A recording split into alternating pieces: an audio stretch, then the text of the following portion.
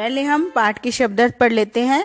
विमान यानम हवाई जहाज, रच्याम बनाए, विपुले विस्तृत आकाश में, विमले निर्मल आकाश में, वायु विहारम वायु यात्रा, करवाम करें, उन्नत वृक्षम ऊंचे वृक्ष को, तुंगम ऊंचा, क्रांत्वा पार करके, याम चलें, हिमवंतम सोपानम बर्फ की सीढ़ी को, चंद्रलोकम चंद्रलोक को, परविशाम प्रवेश करें, गन्याम गिने, चित्वा चुनकर, मौक्तिकहारम मोतियों के हार को, अम्बुदमालाम बादलों की माला को, अंबरभूषाम आकाश की शोभा को, प्रतियाम लौटे, जन्याम उत्पन्न करें, आदाय लेकर। तो इस प्रकार हम पाठ के शब्दार्थ पढ़ लेंगे, जिससे हमें पाठ समझना आसान हो जाएगा। प्यारे बच्चों, आज हम पाठ 13 पढ़ेंगे। तो आप अपनी पुस्तक में, रुचिरा पुस्तक में पाठ 13 निकाल लीजिए, जिसका नाम है विमान यानम रच्याम। आओ हवाई जहाज को बनाते हैं, रचना करते हैं। तो आप देखिए पेज नंबर 74 खोलिए और इसमें देखिए जो ये पाठ लिखा हुआ है उसके नीचे एक चित्र बनाया गया है, जिसमें बच्चे मिलकर एक हवाई जहाज बना रहे हैं और उनकी अलग अलग आकांक्षाएं, इच्छाएं हैं कि हवाई जहाज में वो बनाएं और उसमें बैठकर दूर आकाश में जाएं और घूमकर सबकी खुशियां वहां से लेकर आएं। तो बच्चों की आकांक्षाएं कितनी अच्छी हैं कि वो सबको खुश देखना चाहते हैं। तो आइए हम इस पाठ को पढ़ते हैं। राघव माधव सीते ललिते, राघव माधव सीता और ललिता विमान यानम रच्याम, आओ हवाई जहाज बनाते हैं। नीले गगने नीले आसमान में, विपुले विमले बहुत बड़ा आकाश, विमल बिल्कुल निर्मल साफ, वायु विहारम करवाम हवाई यात्रा करते हैं। उन्नत वृक्षम ऊंचा ऊंचा पेड़, तुंगम भवनम ऊंचे ऊंचे भवन, क्रांत्वा आकाशम दो शब्दों से मिलकर बना है, क्रांत्वा जमा आकाशम, क्रांत्वा का मतलब पार करके, आकाशम आकाश को।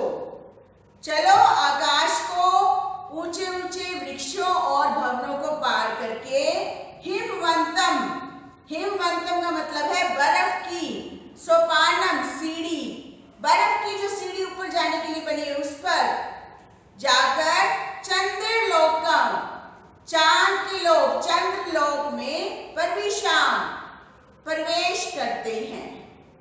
शुक्र से चंद्र दो शब्दों से मिलकर बना है, शुक्र और चंद्र, सूर्य गुरु, शुक्र चंद्र सूर्य और गुरु ये सब किसके नाम है? ग्रहों के नाम है। तो बच्चे क्या चाह रहे हैं? शुक्र चंद्र सूर्य और गुरु ग्रहान ही सर्वान गण्याम, इन सब ग्रहों को हम सब मिलकर गण्याम गिनते हैं। विविधा अनेक प्रकार की, कई प्रकार की, सुंदर तारक चित्वा कई प्रकार के सुंदर सुंदर तारों को, आकाश में हम जाते हैं तो हमें तारे और चांद दिखते हैं। तो वो बच्चे क्या चाह रहे हैं कि आकाश में जाकर हम सारे ग्रहों को गिनते हैं और फिर अनेक प्रकार के तारों को चुनकर, मौक्तिकहारम जैसे हम मोतियों की माला बनाते हैं ऐसे ही हम तारों की माला रच्याम बनाते हैं।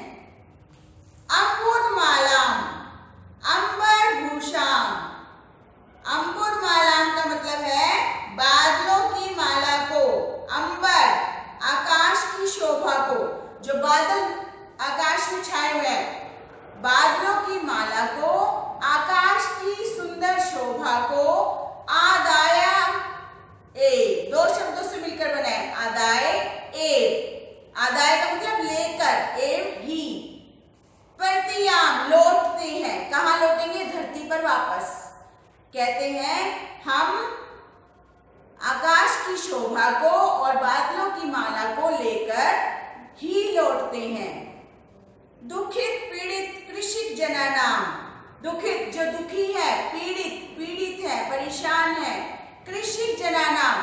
किसान, गृहेषु घरों में, हर्षम खुशियां, जनयाम उनको उत्पन्न करें। तो वो कहते हैं हम सारी खुशियां आकाश से लेकर लौटेंगे धरती पर, और फिर जो किसान लोग हैं हमारे धरती पर दुखी और पीड़ित, हम उनके घरों में खुशियां ही खुशियां पैदा कर दें। तो बच्चों की आकांक्षाएं हैं कि वो सबको खुश देखना चाहते हैं, खासकर जो हमें अन्न देने वाला है, अन्नदाता है किसान को। तो बड़ा ही अच्छा पाठ है। डॉक्टर विश्वास इसके रचयिता हैं। अब हम इस पाठ का बुक वर्क करते हैं। कोष्ठक अंतर्गतेषु शब्देषु तृतीया विभक्तिम योजित्वा रिक्त स्थानानि पूरयत।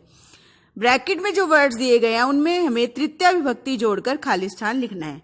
चंद्र, चंद्रेन, विमल, विमलेन, विमानयान, विमानयानेन, मौक्तिकहार, मौक्तिकहारेन, सूर्य, सूर्येन, अम्बुदमाला, माला क्योंकि स्त्रीलिंग शब्द है तो माला के शब्द रूप कैसे चलते हैं, लता की तरह अम्बुदमाल्या। तो इस प्रकार हम खाली स्थान में उचित शब्द लिख देंगे। और अब हम पढ़ते हैं कि हमारा वाक्य पूरा क्या बना। तो पहला वाक्य बना नभः चंद्रेण शोभते, जो एग्जाम्पल में दिया गया है। आकाश चंद्रमा से शोभित होता है। सा विमलेन जलेन मुखम प्रक्षाल्यति, वह साफ जल से मुख धोती है। राघवः विमल्यानेन विमानयानेन विहरति, राघव विमानयान यानी हवाई जहाज में से यात्रा करता है। कंठः मौक्तिकहारेण शोभते, गला मोतियों के हार से शोभा देता है या शोभा पाता है। नभः सूर्येन प्रकाश्यते, नभ आकाश सूर्य से प्रकाशित होता है। पर्वत शिखरम अम्बुदमाल्या, पर्वतों की चोटी अम्बुद बादलों की माला से आकर्षक दृश्यते दिखती है। अब है भिन्न वर्गस्य पदम चिनुत, हमने इनमें से अलग शब्द को चुनना है, जो भी अलग है। जैसे एक एग्जाम्पल दिया गया है, सूर्य चंद्र अम्बुद शुक्र। सूर्य चंद्र शुक्र ये ग्रहों के नाम हैं, और अम्बुद बादल अलग है। उसके बाद पत्रानी पुष्पानी फलानी मित्रानी, इनमें से अलग है मित्रानी। जलचरः जल पर विचरण करने वाला। खेचरः भूचरः निशाचरः, निशाचरः अलग है क्योंकि निशाचरः का अर्थ है राक्षस। गावः गाय, सिंहा शेर, कच्छपः गजः कछुए हाथी। तो ये जमीन पर विचरण करते हैं, लेकिन कच्छपः पानी में भी रह सकते हैं, तो कच्छपः इसमें अलग है। मयूरा चटका शुका, ये तीनों पक्षियों के नाम है। और मंडूका मेंढक अलग है, मेंढुका।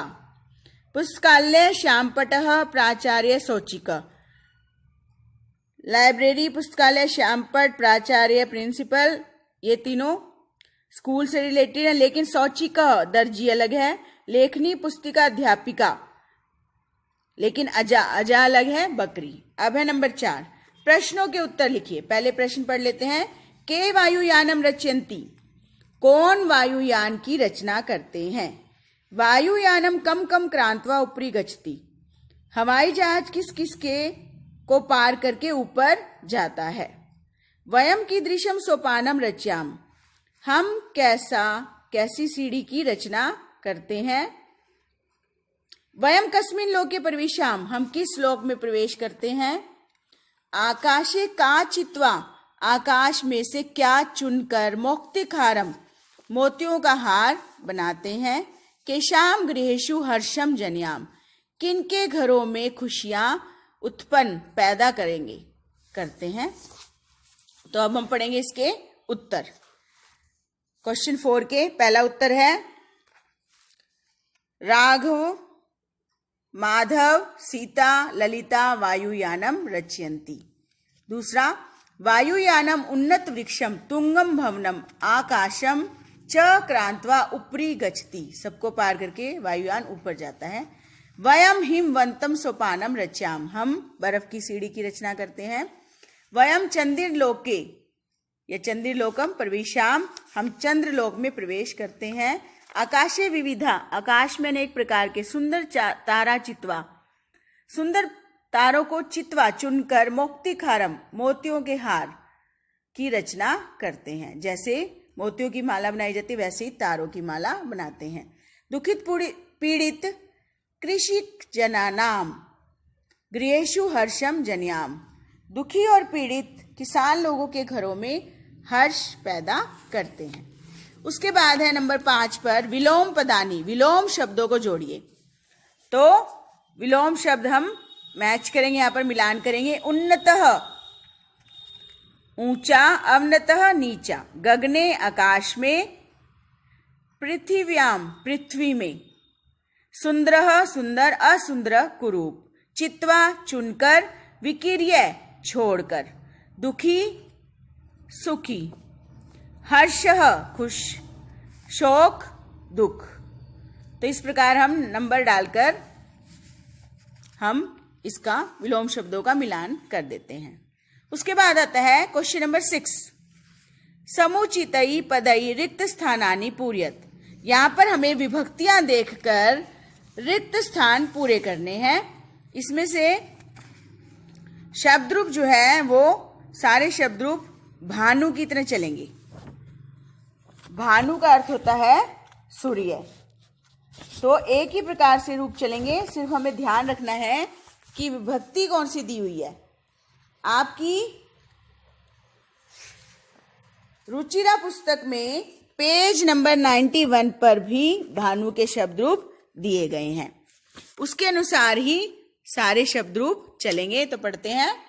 पहला, प्रथमा भानु भानु भानवः, द्वितीया गुरु गुरु गुरून्, पहले छोटा ऊ फिर बड़ा ऊ गुरून्, तृतीया पशुना पशुभ्याम पशुभि, चतुर्थी साध्वे साधुभ्याम साधुभ्य, पंचमी वटो वटुभ्याम वटुभ्य, षष्ठी गुरो गुर्वो गुरुनाम, सप्तमी शिशौ शिश्वो शिशुषु। संबोधन हे विष्णु हे विष्णवः। उसके बाद है पर्यायवाची शब्द। पर्यायवाची यानी समानार्थक, एक जैसे अर्थ वाले शब्द, इनको भी हम मिलान करेंगे। गगने आकाश में, तो आकाशी हो जाएगा इसका पर्यायवाची। विमले साफ, निर्मले निर्मल साफ। चंद्रः चांद, निशाकरः रात में दिखने वाला चांद। सूर्य सूरज, दिवाकरः दिन करने वाला सूर्य दिवाकरः। अम्बुदः बादल, जलदः बादल। तो इस प्रकार यहां पर पर्यायवाची शब्दों का मिलान करेंगे। सारा बुकवर्क आप पेंसिल से करेंगे, अच्छी सुंदर हैंडराइटिंग में। प्यारे बच्चों, आप अपना पूरा ध्यान रखें। कहीं भी जाएं तो मास्क लगा कर जाएं, और जब बाहर से आएं तो हाथ अवश्य धोएं, और अपने परिवार के लोगों को और दूसरे लोगों को भी इन सावधानियों को बरतने के लिए कहें। धन्यवाद। Thank you.